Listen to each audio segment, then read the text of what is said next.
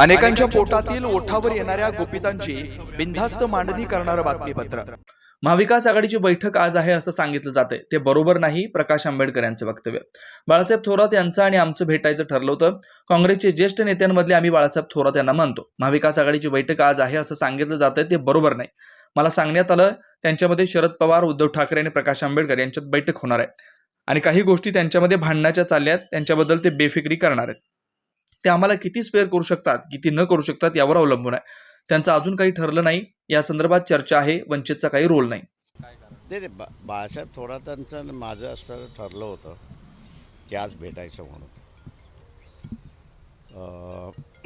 काँग्रेसमधला असं जे एक आयडलॉग म्हणून असं आम्ही मानतो, त्याच्यामध्ये he is one of the ideologue असं त्याच्यामध्ये आहे आणि म्हणून बऱ्याच गोष्टी चर्चा होत असतात, अशी असणारी परिस्थिती आहे। महाविकास आघाडीची बैठक आज आहे असं जे सांगितलं जातं ते बरोबर नाही आहे।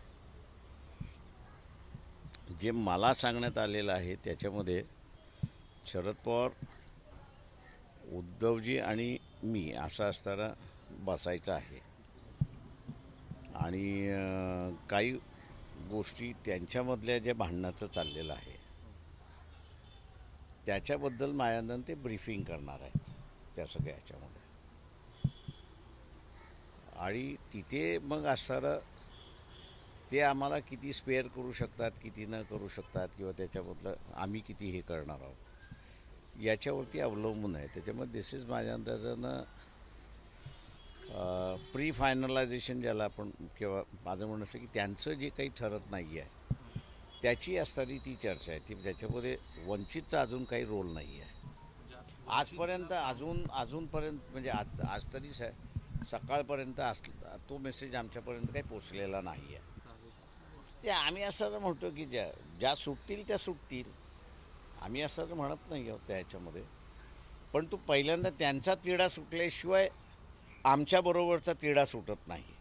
वंचितची किती जागेसाठी मागणी आहे आणि इतर पक्ष जे आहेत त्यांच्या किती जागेसाठी मागणी आहे, म्हणजे शिवसेना, एनसीपी, काँग्रेस? ते आता त्याच्यामध्ये असं जे काही मला माहिती मिळालेल्याप्रमाणे 22, 18, 9 असं फिगर वाईज ब्रेकअप झाले असं त्या ठिकाणी दिसते। पण त्याच्यापैकी 15 जागेंवरती भांडणं आहेत त्या ह्याच्यामध्ये। त्याच्यामुळे तो रिझॉल्व्ह होत नाही तोपर्यंत हे जे फिगर्स आलेले आहेत ते खरे आहेत असं धरायला हरकत, म्हणजे ते खरे आहेत असं मी मानत नाही। आणि वंचितची किती जागांसाठी मागणी आहे अजून त्यांचं रिझॉल्व्ह झाल्यानंतर मग आम्ही आमचे कार्ड्स ओपन करू, नॉट बिफोर दॅट। सर, तुम्ही पुढाकार घेणार हे जे 15 जागा त्यांच्या ज्या अडचणी आहेत किंवा त्यांची भांडणं आहेत ते सोडवण्यासाठी? ते माझं मी कशाला पुढाकार घेणार? त्यांनी सांगितलं तर मी घेईन, त्यांनी सांगितलं नाही तर मी गप्प बसणार।